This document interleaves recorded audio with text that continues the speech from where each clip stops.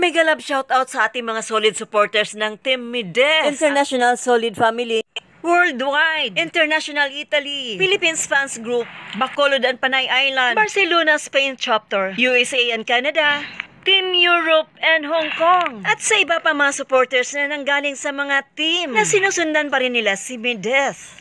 Siyempre sa ating mga Team Dromcar dyan, Edsy, Sid, Rose, Rara, Erica, Rochelle, calling the attention of all teachers group dyan. Isang mapagpalang araw sa inyo lahat, sang sulok man kayo ng mundo naroroon. Binabati ko si Ma'am Ana Rita Reyes ng Solid Mides International. And please, pakifollow na lang yung YouTube channel niya. At syempre, Laguna, Cotabato, Cebu, Southern Leyte o Tacloban, and Saudi. Isang mapagpalang araw sa inyo lahat. Oops! Ito na sila. Ang ating official reactionist ng Team Mides na pinangungunahan ni Boss MG, si Marinduking Gala, PW Rams, Miko Lopez, My Vlogs, FMT Channel, at ang inyong lingkod, Egypta TV. Maraming salamat sa inyo lahat. Sana suportahan nyo kami. At sana sa mga viewers, huwag sana kayong maligaw ng landas. Isa sa sponsors o sa mga sponsors na si Edna Titos, naligaw nga ba ng landas? Na ito'y galing pa sa Texas, USA, all the way to Naga City. Naligaw nga ba ito ng landas? Naligaw nga ba ito?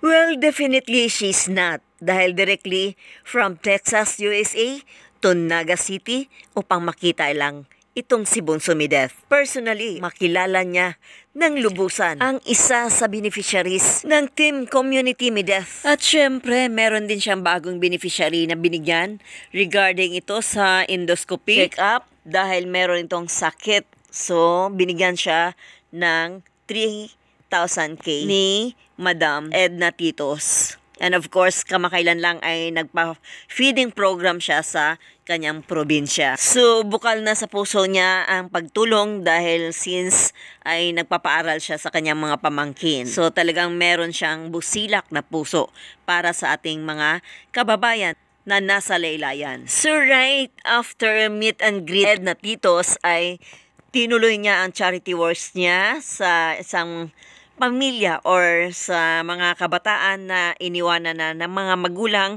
na walang ibang nag-aruga kundi ang kanilang lola sa tulong ni Ma'am Lita ng USA, Canada.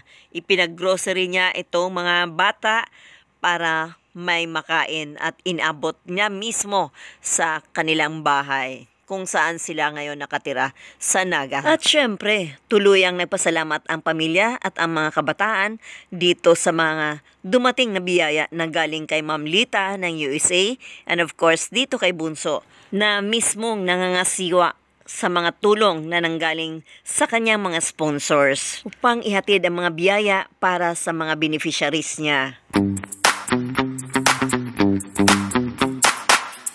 And guys, to let you know, if you could still remember nung sinubuan si Bunso ng ice cream ni Brown Ice. You know what guys?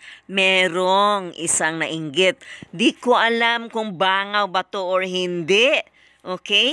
Titignan muna natin ang video ni Bunso ha. Nung sinubuan siya ni Brown Ice ng ice cream. Kung bakit ito ginaya uminainggit. Di ko alam kung ito ay isang bangaw ba. Guys, wala po yung bracelet niya.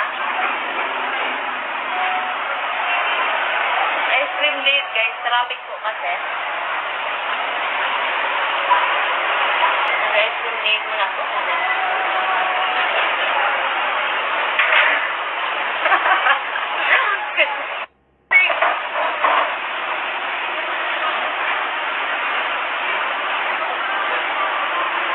Baka isipin nyo, ito po yung dalawa kong kamay, guys. Si Dat, nakakainggit naman talaga eh. Kaya ito siya ngayon. Trying hard to be talaga.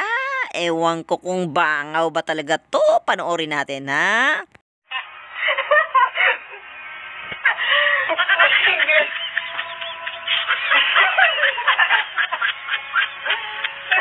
Alam ba ito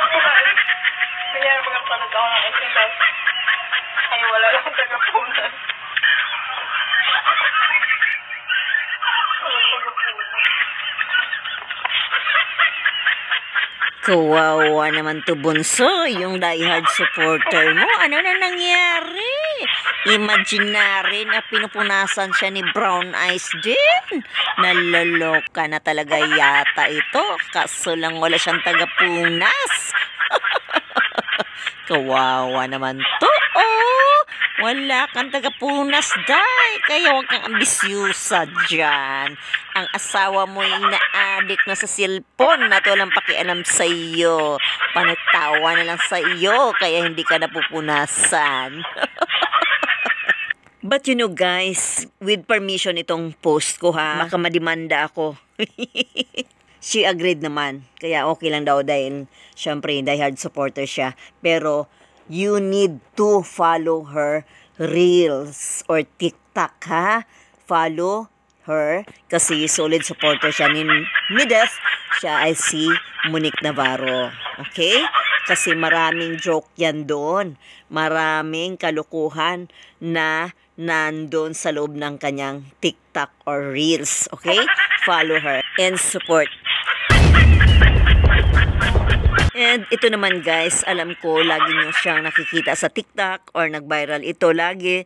Pero grabe ang nangyari talaga guys. Panoorin natin. Panoorin ko rin yan guys.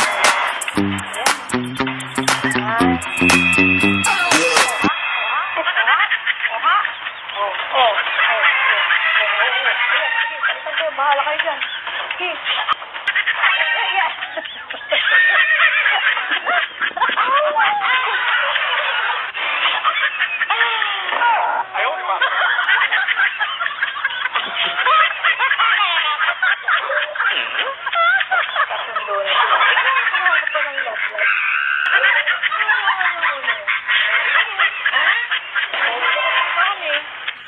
Nadali na, nagkalukuhan na.